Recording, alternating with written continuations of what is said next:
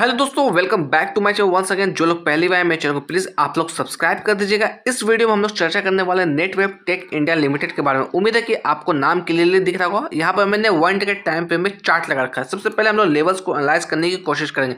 तो कंटिन्यू ये higher high का फॉर्मेशन कहीं ना कहीं करता हुआ दिख रहा था। अभी हम लोग बात करें, इसका जो क्रूशियल लेवल था 2600 का लेवल, इसने इसे ब्रेकडाउन दिया। उसके बाद कहीं ना कहीं लगातार गिरावट इस स्टॉक्स के अंदर देखने को मिल रही है। अगर हम लोग पिछले 2 दिनों की बात करें या फिर हम लोग आज की बात करें तो आज लगभग 2.5% की गिरावट देखने को मिली है। अगर हम लोग वैल्यू की बात करें, लगभग 53 रुपये की गिरावट इस स्टॉक्स के अंदर देखने को मिली है।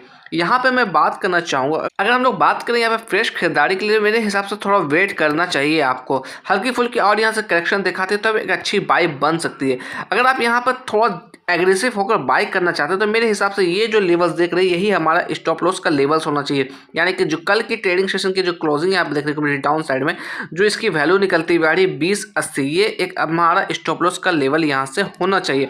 अगर मैं बात करूँ अप साइड में, अगर यहाँ से हम लोग बात करें तो रिजेक्शन का लेवल्स हमारे लिए यही नजर आता हुआ दिख रहा है। जहाँ से हम लोग देखते हैं आज के दिन हमें रिजेक्शन देखने को मिला। मैं कैंडल को थोड़ा जूम इन कर दूं तो ये देखिए, कल जहां इस लेवल से बायर्स एक्टिव हुए थे तो आज इस लेवल के आसपास से कहीं ना कहीं सेलर्स एक्टिव होते हुए दिखे। तो हमारा रिजेक्शन लेवल्स ये होना चाहिए। ये एक अच्छा रिजेक्शन लेवल होता हुआ दिख सकता है। इसकी वैल्यू की बात करें, तकरीबन 2300 के आसपास की वैल्यू इसकी आती हुई दिख रही है। अगर मैं और यहाँ पर बात करूँ कुछ और चीज़ों को लेकर तो ये स्टॉक्स अपने 50 डीएमए के काफ़ी नीचे ट्रेड करता हुआ दिख रहा है। 50 डीएमए की वैल्यू की बात करें, इसकी वैल्यू निकलती हुई आ रही है तकरीबन 2660। वहीं मैं बात करूँ 200 डीएमए की वैल्यू की बात, तो इसकी वैल्यू तकरीबन 2396 निकलती हुई आ रही है। तो इसमें मैं कहूँगा कि फ्रेश खरीदारी के लिए थोड़ा सा वेट कर लीजिए। जल्दबाजी में आपको यहाँ पर बाई नहीं करना चाहिए। और यहाँ पर मैं कुछ और चीज़ों को यहाँ पर एनालाइज कराने की कोशिश करूँगा। मैं यहाँ पे आपको प्राइस फोरकास्टिंग दिखाने की कोशिश करूंगा। ये जो प्राइस फोरकास्टिंग देख रही है ट्रेडिंग व्यू की प्लेटफॉर्म से, मैं यहाँ पे डिस्क्लेमर ऐड ऑन करना चाहूंगा। मेरी तरफ से किसी भी तरह का बाय और सेल का ये रिकमेंडेशन नहीं है। इसको देखा जाए तो 2 एक्सपर्ट्स यानी कि 2 एनालिस्ट ने इसे कवर किया है over the 1 year of time period. 1 साल के टाइम पीरियड में अप साइड का जो लेवल दिया है तकरीबन 2794 का लेवल्स दिया गया है और डाउन साइड की हम लोग बात करें 2655। तो आपको इस लेवल्स को देखकर ऐसा नहीं कि बाय कर लेना है। इसके फंडामेंटल्स को भी आप समझने की कोशिश करिए। इसके क्वार्टर्स के नतीजे हैं उसे भी कहीं ना कहीं आपको चेकआउट जरूर करना चाहिए। साथ ही साथ मैं बात करूं यहाँ पे टेक्निकल्स के लिए, टेक्निकल्स क्या शो कर रहा है तो यहाँ पे स्ट्रॉन्ग सेल का इंडिकेशन आता हुआ दिख रहा है।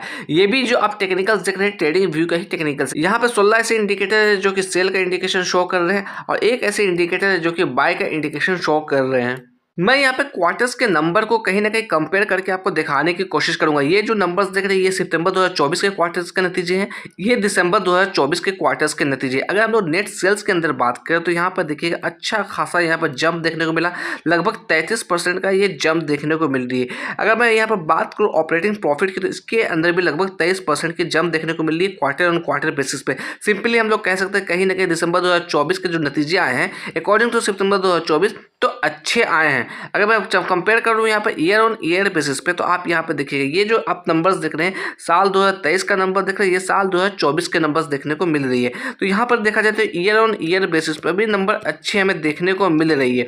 अगर हम लोग बात करें जब नंबर्स अच्छे हैं और क्वार्टर्स के नंबर्स भी अच्छे हैं फिर भी गिरावट क्यों देखने को मिली, तो कहीं ना कहीं इसके अंदर हम लोग कह सकते हैं प्रॉफिट बुकिंग देखने को मिली है। साथ ही साथ हम लोग बात करें जिस तरह की सिचुएशन बनी हुई थी 2-4 दिन पहले मार्केट के अंदर जहाँ पर लगातार गिरावट देखने को मिली थी, इसका इम्पैक्ट इसके अंदर नजर पड़ता हुआ दिख रहा है। हम लोग बात करें अमेरिकन बाजार की तो उसमें भी गिरावट हमें देखने को मिली थी आईटी सेक्टर के अंदर खासकर, तो इसका इम्पैक्ट सीधा सीधा इसके अंदर पड़ता हुआ दिख रहा है। अदरवाइज हम लोग बात करें क्वार्टर्स के नतीजे को लेकर तो बेहद ही शानदार रिजल्ट इसके आए हैं। अकॉर्डिंग टू टिकर टेप अगर मैं परफॉर्मेंस की बात करूँ तो यहाँ पर लो नजर आता हुआ दिख रहा है। वैल्यूएशन की बात करूँ तो हाई नजर आता हुआ दिख रहा है। ग्रोथ की बात करूँ तो यहाँ पर एवरेज नजर आता हुआ दिख रहा है। एंट्री पॉइंट की बात करूँ तो यहाँ पर गुड नजर आता हुआ दिख रहा है। अगर एक झलक में यहाँ पर फोरकास्ट एंड रेटिंग्स की चर्चा करो तो देखिएगा 3 एक्सपर्ट्स ने इसे कवर किया जिसमें 100% कहीं ना कहीं बाय की रिकमेंडेशन आती हुई दिख रही है। मैं यहाँ पर आपको म्यूचुअल फंड की होल्डिंग दिखाने की कोशिश करूंगा। तो देखिएगा तकरीबन 5% की हिस्सेदारी म्यूचुअल फंड के पास है। यहाँ पर अगर रिटेलर्स की बात करें लगभग 12.5% की हिस्सेदारी, एफआईज की बात करें 11% की हिस्सेदारी है।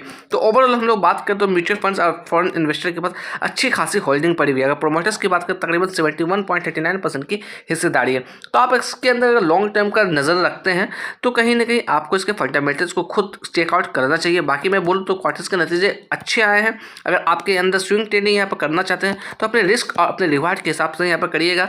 मेरी तरफ से किसी भी तरह का बाय और सेल का रिकमेंडेशन नहीं है, ना ही मैं किसी भी तरह का आपको टिप्स दे रहा हूँ।